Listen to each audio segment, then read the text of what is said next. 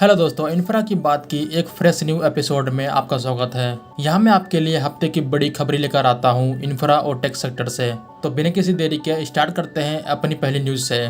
पहली खबर निकल के आ रही है नितिन गडकरी जी की तरफ से। दोस्तों, नितिन गडकरी जी अपने कामों के लिए जाने जाते हैं। आप इनको किसी भी इवेंट में देखोगे तो ये सिर्फ काम की ही बात करते हैं और ऐसे नेता की इस देश को सबसे ज्यादा जरूरत है। हाल ही में एक इवेंट के दौरान गडकरी जी ने एक प्रपोजल रखा इनोवेशन बैंक सेटअप करने का for new ideas and innovation, जहाँ पे लोग नए आइडियाज को डिस्कस करेंगे, रिसर्च पे फोकस होगा और नई टेक्नोलॉजी के ऊपर काम किया जाएगा ताकि इंफ्रास्ट्रक्चर प्रोजेक्ट के डेवलपमेंट में क्वालिटी को बढ़ाया जाए और कॉस्ट को कम किया जाए। आगे इन्होंने कहा कि इंडियन रोड कांग्रेस IRC को world class state of the art laboratory को सेटअप करना चाहिए। IITs और ग्लोबल इंस्टीट्यूशन की मदद से इंफ्रास्ट्रक्चर एक की रोल प्ले करेगा भारत को $5 ट्रिलियन की इकोनॉमी बनाने में, खास करके रोड इंफ्रास्ट्रक्चर। मेरे ख्याल से ये एक ग्रेट आइडिया है जिसको गडकरी जी ने प्रपोज किया है। अब देखते हैं कि इसको कैसे इम्प्लीमेंट किया जाता है। अगली खबर निकल के आ रही है टेलीकॉम सेक्टर से। दोस्तों, देश में 5G के लिए हलचल तेज हो चुकी है। हाल ही में कैबिनेट की तरफ से 5G स्पेक्ट्रम की नीलामी को मंजूरी मिलने के बाद अब गवर्नमेंट नोटिस इशू कर रही है फॉर इनवाइटिंग एप्लीकेशंस। इसके बाद देश की बड़ी बड़ी टेलीकम्युनिकेशन कंपनियां अपने बिड को सबमिट करेंगी 5G स्पेक्ट्रम के लिए। कहा जा रहा है कि टोटल 72,094.85 मेगाहर्ट्ज के स्पेक्ट्रम की नीलामी होगी, जिसकी वैलिडिटी 20 सालों की है। ये सारी नीलामी जून 2022 तक हो जाएगा। इनमें से जो लोअर फ्रिक्वेंसी बैंड है वो 600, 700, 800, 900, 1800, 2100 और 2300 मेगाहर्ट्ज के होंगे। मीडियम रेंज के बैंड्स 3300 मेगाहर्ट्ज के रखे जाएंगे और हाईएस्ट फ्रिक्वेंसी बैंड्स होगा 26 गीगाहर्ट्ज का। माना जा रहा है कि जो मिड और हायर फ्रिक्वेंसी बैंड्स हैं उनको टेलीकॉम कंपनियां यूटिलाइज करेंगी 5G रोल आउट के लिए। मिड और हायर फ्रिक्वेंसी बैंड्स पे आपको 10 टाइम फास्टर स्पीड मिलेगी आज के 4G से। अगली खबर निकल के आ रही है दिल्ली से। दोस्तों, प्रगति मैदान में इंटीग्रेटेड ट्रांजिट कॉरिडोर के प्रोजेक्ट को मोदी जी ने उद्घाटन किया है, जिनमें एक मेन टनल और 5 अंडरपास शामिल है। PMO ऑफिस ने कहा है कि जो इंटीग्रेटेड ट्रांजिट कॉरिडोर प्रोजेक्ट है ये इंटीग्रल पार्ट है प्रगति मैदान के रीडेवलपमेंट प्रोजेक्ट का। इस ट्रांजिट कॉरिडोर को 920 करोड़ रुपए की लागत से बनाया गया है। प्रगति मैदान फेमस है अपने वर्ल्ड क्लास एग्जीबिशन के लिए, इसीलिए ये प्रोजेक्ट जरूरी था ताकि लोगों को और ज़्यादा सुविधा मिले।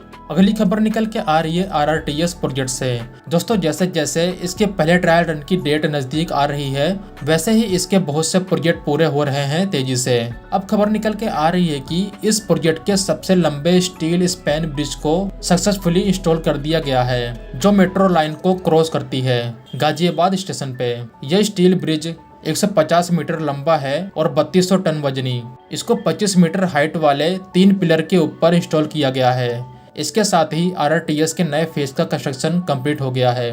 आपको बता दूं कि दिल्ली मेरठ RRTS प्रोजेक्ट का एक प्रायोरिटी सेक्शन है साहिबाबाद, गाजियाबाद और दुहाई का, जो 17 किलोमीटर का है, जिसको 2023 यानी अगले साल तक ऑपरेशनल कर दिया जाएगा। अगली खबर निकल के आ रही है बेंगलुरु मेट्रो से। दोस्तों, बेंगलुरु मेट्रो के सरजापुर हैबल के 37 किलोमीटर लाइन के लिए बिड निकाली थी। अब खबर निकल के आ रही है कि 10 कंपनियों ने अपने बिड को सबमिट किया है। इन 10 कंपनियों में से कुछ इंडियन हैं तो कुछ बाहर की।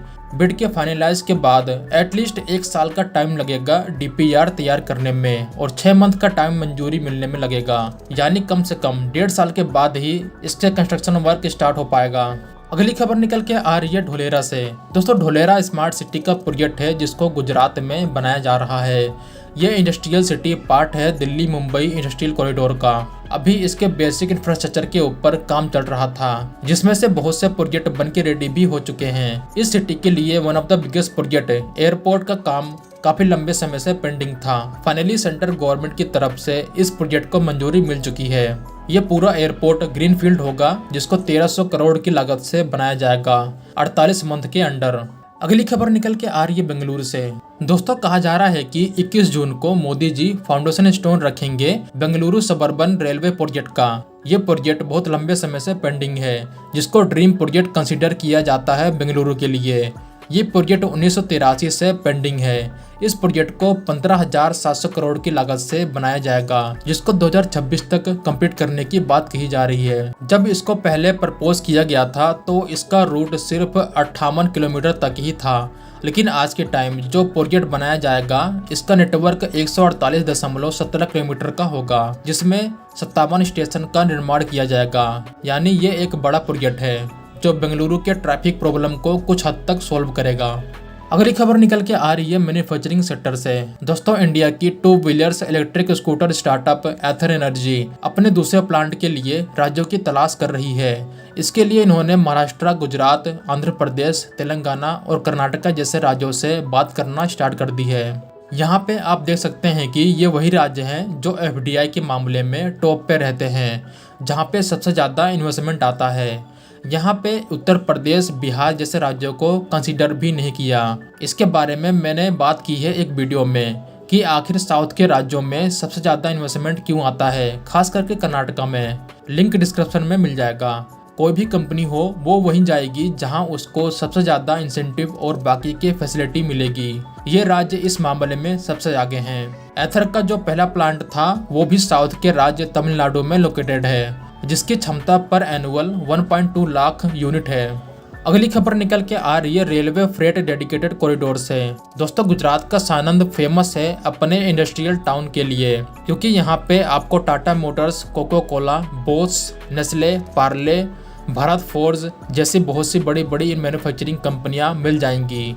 अब इस टाउन को फ्रेट कॉरिडोर से कनेक्ट किया जा रहा है। 1507 किलोमीटर के डबल इलेक्ट्रिक लाइन के ऊपर काम चल रहा है रेवाड़ी से मुंबई के बीच, जिनमें से 720 किलोमीटर के ट्रैक को बना लिया गया है रेवाड़ी से महसाना तक। इसके आगे महसाना से सानंद तक 80 किलोमीटर के लाइन के ऊपर काम किया जा रहा है, जिसको कुछ महीनों के अंदर कंप्लीट कर लिया जाएगा। जब ये ट्रैक मुंबई तक कंप्लीट कर लिया जाएगा तब सानंद से बहुत कम लॉजिस्टिक कॉस्ट के साथ ये कंपनियां अपने गुड्स को JNPT तक पहुंचा सकती हैं। अगली खबर निकल के आ रही है नितिन गडकरी जी की तरफ से।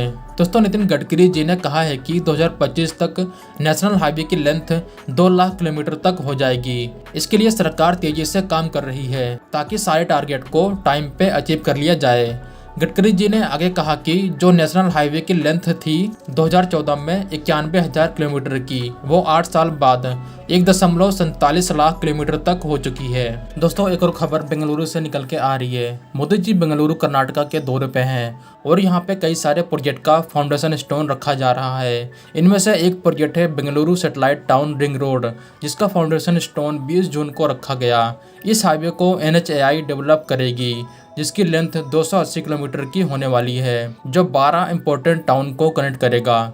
जैसे दिल्ली का पेरिफेरल रिंग रोड है, ठीक उसी तरह ये होगा। दिल्ली के पास नोएडा, गुरुग्राम, गाजियाबाद जैसे सैटेलाइट टाउन हैं, वैसे ही बेंगलुरु के पास भी कई बड़े सैटेलाइट टाउन हैं, जिनको तेजी से विकसित किया जा रहा है। इस रिंग रोड के साथ इनको प्रॉपर कनेक्टिविटी मिलेगी। तो दोस्तों, ये थी कुछ बड़ी खबरें जो इस हफ्ते निकल के आई हैं। तो मिलते हैं एक नई वीडियो के साथ, तब तक के लिए जय हिंद दोस्तों।